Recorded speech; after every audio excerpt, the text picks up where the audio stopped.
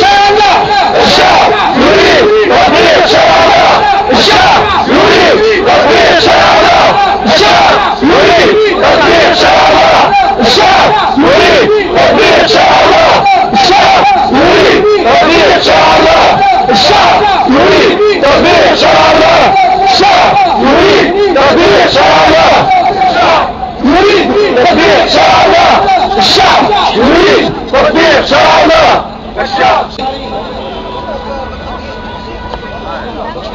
نحب نبينوا ان احنا احرص الناس على مصالح الناس، وهذا من الاسلام الذي نريد ان ننصره.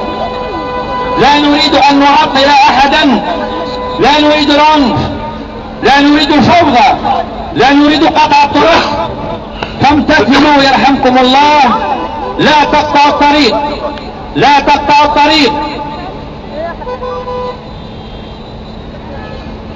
الشعب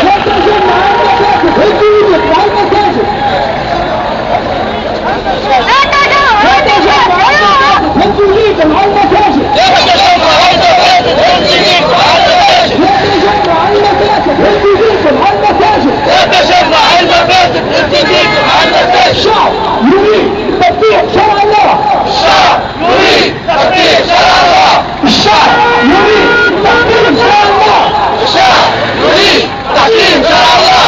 الشعب يريد تحكيم شرع الله. الشعب يريد تحكيم شرع الله. لا لا للعلمانية تونس حرة وإسلامية. لا لا للعلمانية تونس حرة وإسلامية. لا لا للعلمانية. للأئمة شركاء. تكبير. الله أكبر. تكبير. الله أكبر. تكبير. الله أكبر. بسم الله الرحمن الرحيم، وصلى الله على سيدنا محمد النبي المصطفى الكريم وعلى آله وصحبه وسلم تسليما كثيرا. سبحانك لا علم لنا إلا ما علمتنا إنك أنت العليم الحكيم. رب اشرح لي صدري ويسر لي أمري واحلل عقدة من لساني يفقهوا قولي. أيها الإخوة الكرام، أيتها الأخوات الكبار، الذي نرجوه سبحانه وتعالى أن يحفه بالملائكة، وأن تنزل عليه الرحمة، وأن تغشاه السكينة، وأن يذكره سبحانه وتعالى في من عنده.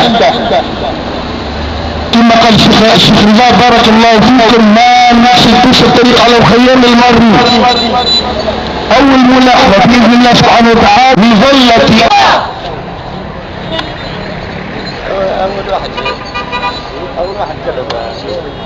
بسم الله الرحمن الرحيم، وبه ثقتي واستعين.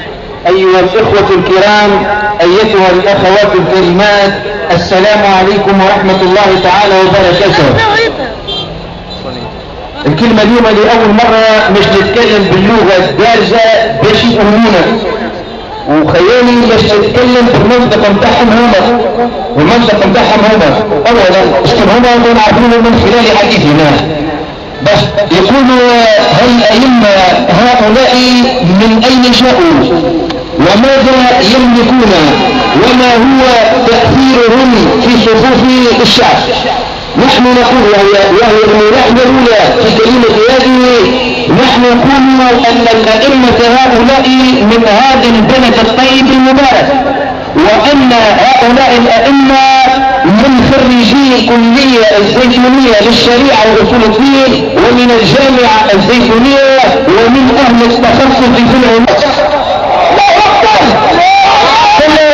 ثم يحب فيه يعرف أن هؤلاء ما عليهم إلا أن يتوجهوا يوم الجمعة إلى مساجد البلاد ليروا العرف الجماهيري للأئمة، وليروا مدى التواصل والتعاطف ورباط الأخوة الذي يجمع بين الأئمة وبين سائر المصلين. هم